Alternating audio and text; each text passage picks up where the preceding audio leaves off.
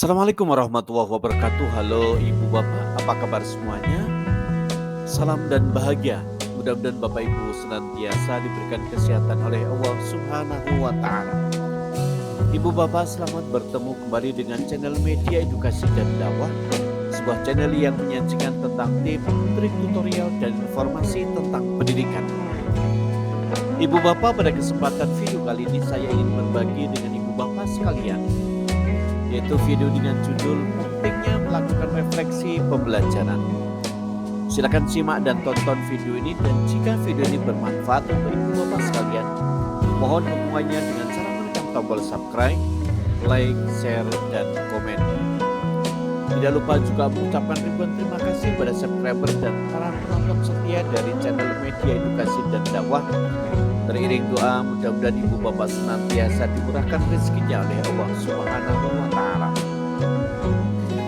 Baik Ibu Bapak, langsung menuju pada materi video selanjutnya, yaitu tentang pentingnya melakukan refleksi pembelajaran. Ibu Bapak, bahwa pendidikan hadir dengan tujuan mencerdaskan kehidupan bangsa. Dengan demikian, melakukan refleksi terhadap proses pendidikan, kita bisa mengevaluasi kualitas pendidikan yang ada di Indonesia, sehingga semua itu dapat meningkatkan mutu pendidikan. Dalam proses pembelajaran yang kita lakukan di kelas, pastilah banyak peristiwa yang terjadi. Kita sebagai guru hendaknya pandai menelaah bahwa segala peristiwa dapat digunakan untuk mengembangkan pemahaman yang lebih mendalam tentang mengajar terhadap anak didik kita.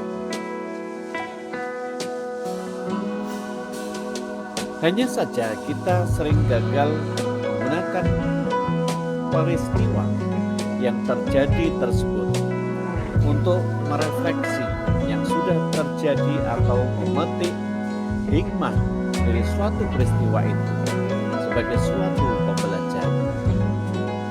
Kita sebagai guru seringkali menyalahkan siswa akan kegagalan proses mengajar.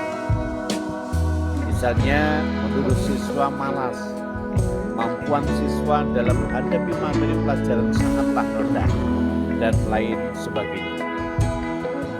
Ibu Bapak, bahwa sebagai seorang guru harus bisa melihat permasalahan, kondisi, situasi pembelajaran dari berbagai perspektif, sehingga tidak akan tergesa-gesa menyalahkan anak didik akan kegagalan yang terjadi dari proses pembelajaran atau proses belajar mengajar yang kita lakukan.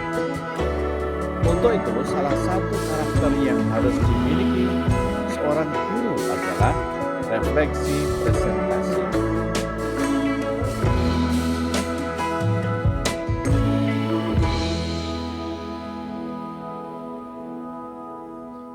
Guru reflektif adalah guru yang mau melihat dirinya sendiri, mau melakukan refleksi dan introspeksi diri terhadap proses mengajar yang dilakukan.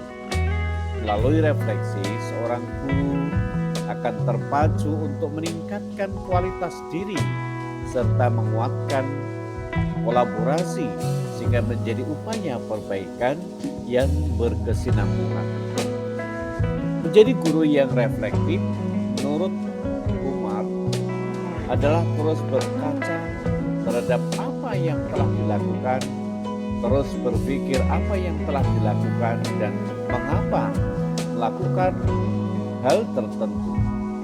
Hal serupa terkait guru yang reflektif juga dinyatakan oleh Rickham 1996 bahwa cara atau pendekatan yang dilakukan oleh guru di mana dia mengeksplorasi apa yang dilakukan dan mengapa melakukannya merupakan bagian dari pendekatan refleksi dalam pengajaran.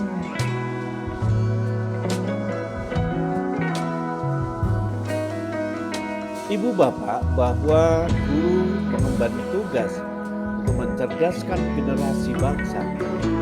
Kita sebagai guru perlu menyadari untuk ikut andil dalam memikirkan pendidikan dan hal-hal yang perlu diperbaiki untuk mencapai kualitas yang lebih baik di masa yang akan datang. Adapun cara yang bisa kita lakukan dalam mempelajari apa yang sudah terjadi selama proses pembelajaran berlangsung. Secara garis besar terhadap beberapa langkah utama yang perlu dilakukan, dimulai dari mengidentifikasi masalah atau kekurangan yang terdapat di kelas, membuat asumsi penyebabnya, mencari data yang akan menjadi sumber permasalahan, mengkaji permasalahan dan sumbernya untuk kemudian dicari solusinya, serta mencari solusi untuk permasalahan tersebut.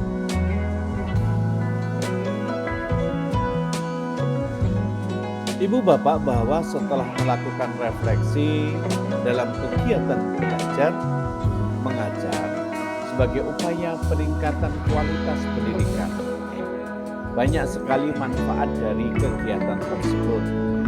Pertama, guru akan lebih kreatif karena tidak tergantung pada rutinitas mengajar yang hanya mengandalkan pengalaman sebelumnya. Yang kedua, ketika mengajar akan lebih terarah dan tidak terburu-buru karena apa yang sudah dilakukan dikaji ulang dan melakukan rencana yang lebih baik. Dengan adanya refleksi, maka sebagai guru akan mempertimbangkan faktor yang terkait dalam proses belajar mengajar seperti karakteristik, minat, latar belakang anak didik, serta kurikulum, sehingga menghasilkan suasana kelas yang lebih efektif, lebih inovatif, dan lebih menyenangkan.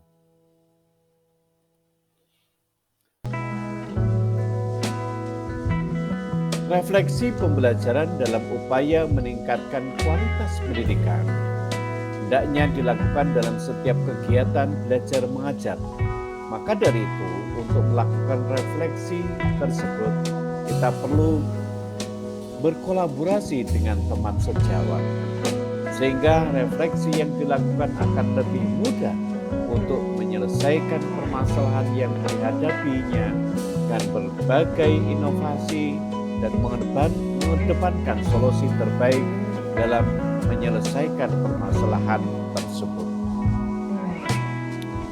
Selain itu, guru juga perlu memberikan kesempatan kepada peserta didik untuk merefleksi belajar di kelas agar mampu dan terbiasa melakukan introspeksi diri dalam menerima pembelajaran.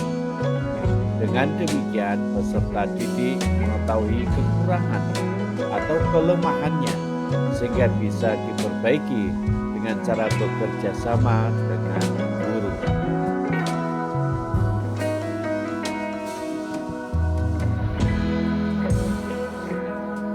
Ibu bapak, bahwa agar tercapainya kualitas pendidikan yang baik tentu juga membutuhkan manajemen strategi yang baik pula. Di sini pentingnya manajemen mutu terpadu atau MMT yang hadir sebagai sebuah pendekatan strategis dan sistematis demi peningkatan kualitas pendidikan. Dengan adanya manajemen mutu pendidikan, kualitas pendidikan diharapkan akan sesuai dengan standar yang diharapkan oleh masyarakat yang dilayani, dan hal inilah yang menjadi salah satu prinsip dari manajemen mutu pendidikan, di mana peningkatan kualitas dimaksud demi kepentingan pelanggan dalam hal ini adalah masyarakat.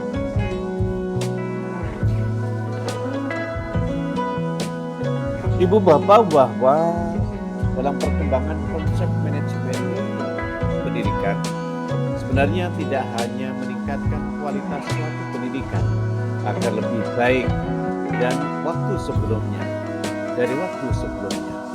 tetapi juga menjadi strategi bagi sebuah lembaga pendidikan untuk mempertahankan kualitas yang sudah dicapai sebelumnya. Sehingga MMT sendiri bisa dipahami sebagai upaya untuk mempertahankan dan meningkatkan kualitas atau mutu pendidikan. Mutu yang masih rendah ditingkatkan, mutu yang sudah baik dipertahankan, dan perlu ditingkatkan atau disempurnakan.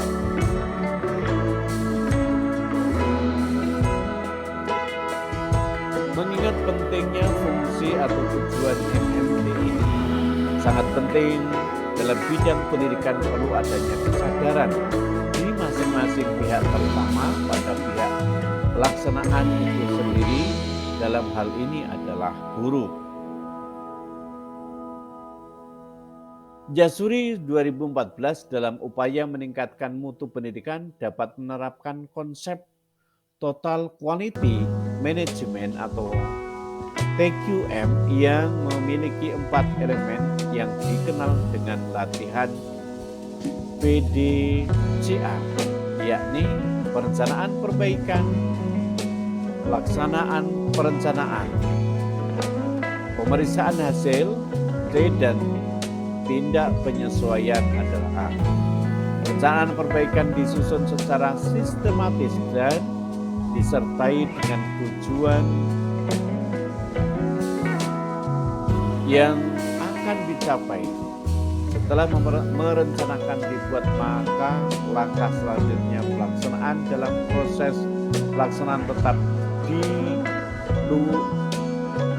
diupayakan agar tercapai tujuan yang sudah ditetapkan pada tahapan perencanaan.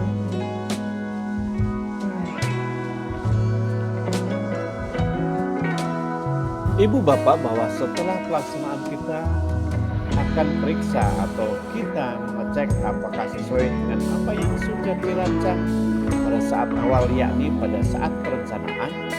Hal ini untuk mengetahui kesesuaian antara perencanaan dengan hasil yang akan dicapai. Setelah pengecekan pasti akan ditemukan adanya kesesuaian ataupun tidak kesesuaian antara perencanaan dengan hasil perencanaan. Jika ditemukan adanya ketidaksesuaian, maka akan dijadikan tindakan penyesuaian, yakni dengan membuat perencanaan baru untuk perbaikan di masa yang akan datang. Nah, demikianlah Ibu Bapak video yang dapat saya persembahkan pada kesempatan video kali ini. Terima kasih Ibu Bapak yang sudah menonton video ini, dan jika video ini bermanfaat untuk Ibu Bapak sekalian, mohon dukungannya dengan cara menekan tombol subscribe, like, share, dan komen. Terima kasih, sampai bertemu kembali pada video berikutnya. Assalamualaikum warahmatullahi wabarakatuh.